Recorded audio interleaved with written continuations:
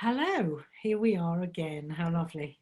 And here I am, I'm Jennifer Jones, and I'm here with Valerie Chilton-Smith, who I'm going to interview, just check the time, just going to interview about healing. I'll tell you a little bit about Valerie to start with. Valerie, as will become clear, used to work in TV broadcasting. She was a reporter and presenter for ITV and an associate producer. And yes, she has all those skills, which is brilliant. She trained with the Healing Trust in 1993 and also trained in, I can't read that, counselling, hypnotherapy and psychology. And she's been a tutor with the Healing Trust since 1996. That's a remarkable achievement, Valerie.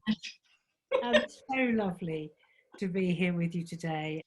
Good. So what I'm going to ask Valerie today is, the question is, what is healing?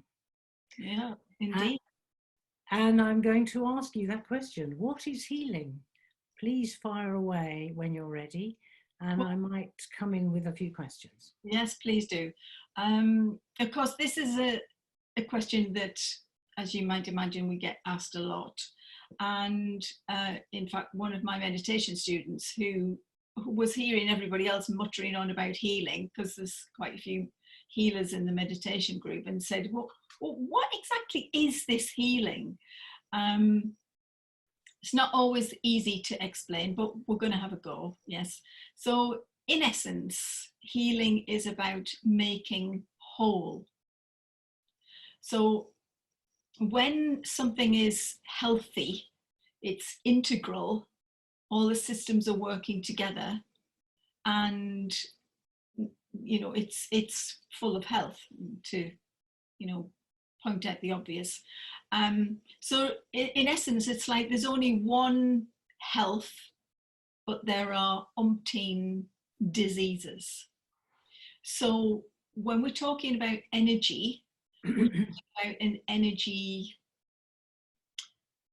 organism, such as a person, for example, but we could equally be talking about a planet, an animal, an insect, a plant. So anything that you can point at and say that is a thing has an energy matrix, as I would call it. So lots of energy strands coming together. So just like we've got lots of systems and organs in the body, so on an energy level, we have all of those things as well.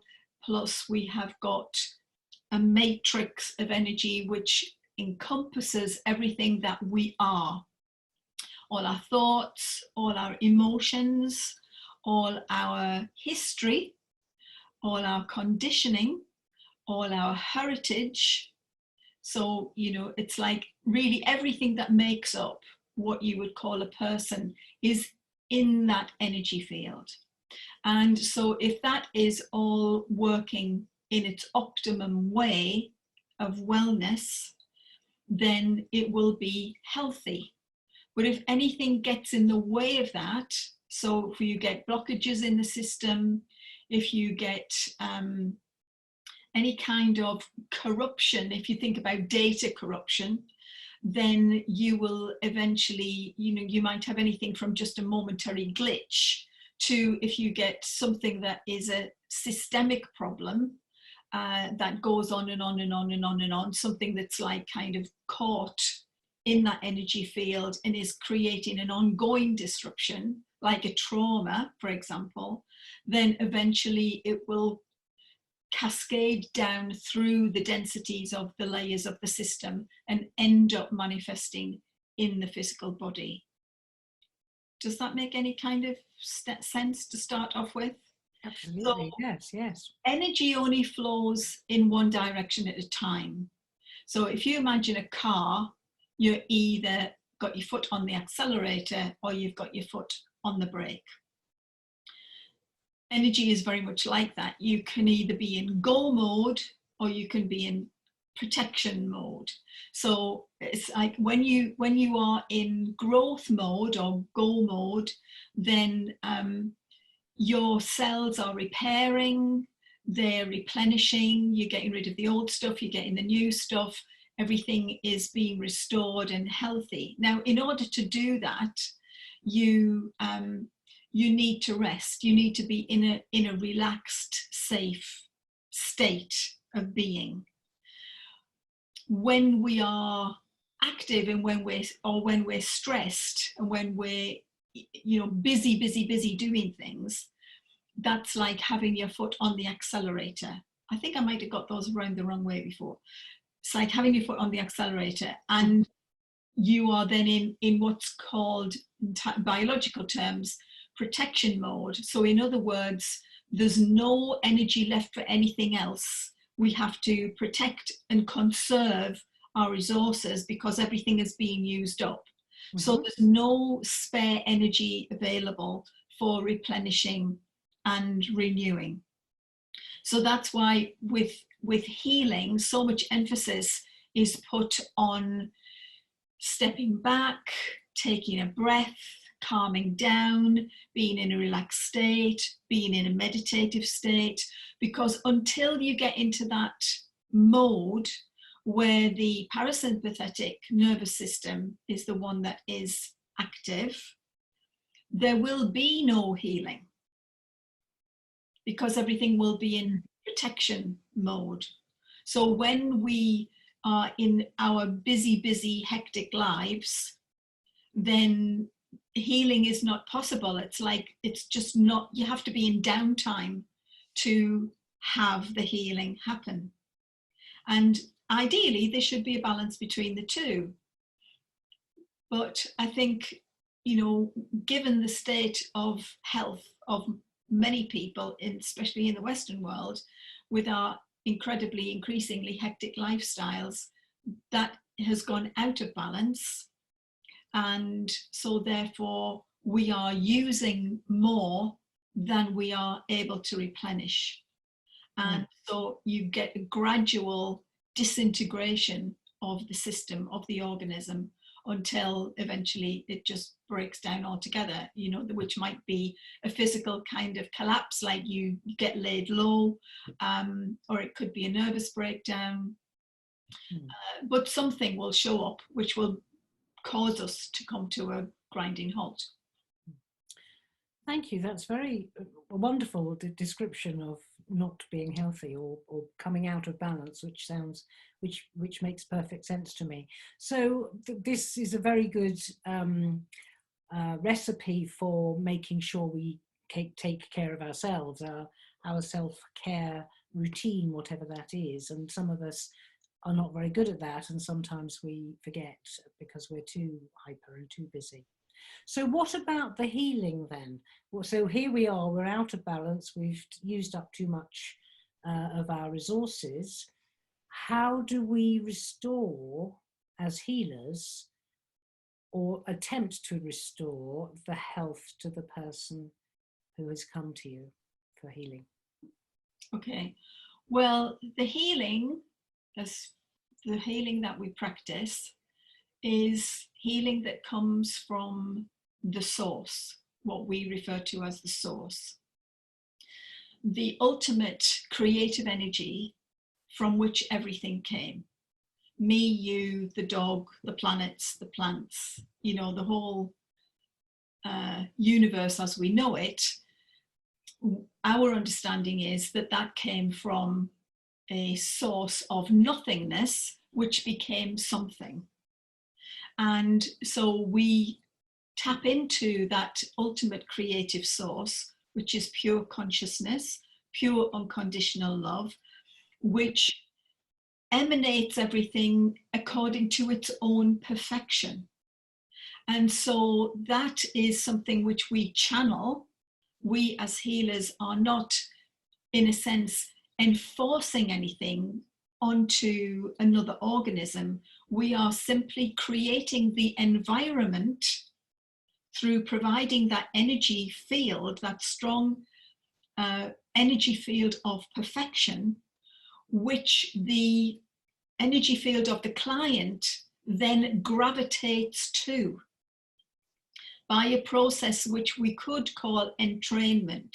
So you've got a healthy, strong energy field of perfection, and it's agitating, or jiggling, if you like, the energy field of the client and causing it to move into a coherent state which aligns itself with its own perfection. Excellent. And that might take a while. It might be instantaneous, depending on the individual concerned. So unlike the way that we tend to think about medical professionals, who are the ones who diagnose and prescribe, we do neither. We simply hand over. So it's a very different approach to restoring health and well-being. Brilliant. Yes. So I can give you another analogy, which is that, let's say, I often use this little analogy. Let's say we have two bulbs. Let's say they're tulip bulbs, for argument's sake. Both perfect stock, right? And one of them we put in the ideal plant pot, in the perfect amount of sunlight and warmth, and water it and diligently look after it, and it grows up to be a showpiece, prize-winning tulip. The other one, we shove in a pot that's too big for it. We put pretty, used up soil in. We put it in a corner and ignore it, and it occasionally gets watered. It'll grow, but it will not be the perfect specimen that it had the potential to be. But that potential is still in its own DNA. Yes. Yes, I understand. So if you take that and you start to give it the correct environment to allow it to flourish into its own perfection, then it will improve. It will start to grow towards its own perfect state. So it's like we're no different in that respect to plants. We have that template of perfection in our own energetic DNA to be the best version of ourselves that we can be in this lifetime. And so when we bring the healing in, we're creating the environment in which that can occur. Fabulous, yes. So would you say then that when somebody goes to a healer, the healer doesn't really do the healing? The healer allows space for the person, the patient, the client, whatever, to allow their own healing to occur? Yeah, the healer is the conduit. Yes, okay. And for the healing, but is also holding the energy. So when we are offering healing, we are holding the intention that is for the highest good of that person, whether we know that person or not, because we can talk about distant healing as well as in situ healing. So we might be being asked to send healing to somebody that we don't know.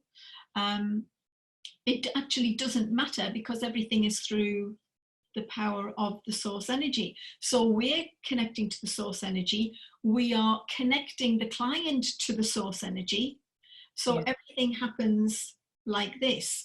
So what's happening between the healer and the client is only that we are helping the client. We're holding the energy for the client, and we're holding the intention that they will